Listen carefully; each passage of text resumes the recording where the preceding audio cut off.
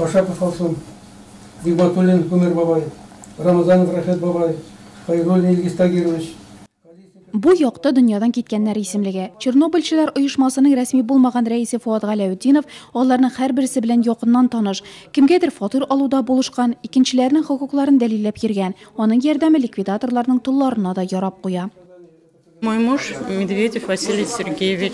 Минем тормыш иптәшем Василий Медведев 1987 елда хәрби комиссариат аша Чернобыльга җибәрелде. Ул анда һәлакәтнең иң үзәгенә эләкте. Камазлар белән зарарланган җирне ташыдылар. 5 ай торгач кайтты. 5 ел яшәп калды да 42 яшендә якты дөньядан китеп барды. Үлгәненә 25 ел инде. Чернобыль, Маяк, Семипалатинск техноген һәлакәтләрдә катнашканнар өчен бу атамалар куркыныч төш төсле. Хезмәт яки хәрби бурыч үтәү өчен җибәрелүчеләр аның нәтиҗәсен бүген дә тоя. Когда испытания вели, кругом по 50 километров, какие только животные, какие скоты и человек, все сгорели. Чарада ликвидаторларның гозерләре тыңланды, һәлак булганнар 1 минутлык тынлык белән искә алынды. Әлеге категория кешеләргә карата кертелгән яңа законнар аңлатылды.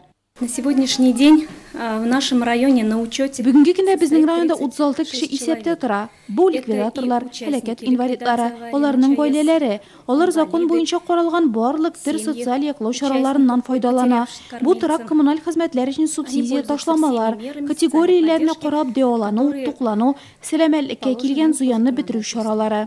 Өлкәннәргә азык-төлек пакетлары таратылды. Ликвидаторлар һәм аларның тыллары исә үз чиратларында киләчәктә мондый очрашуга пенсия фонды, хастаханә, социаль иминиятләштерү белгечләрен чакыру урынлы булыр дигән теләк белдерде.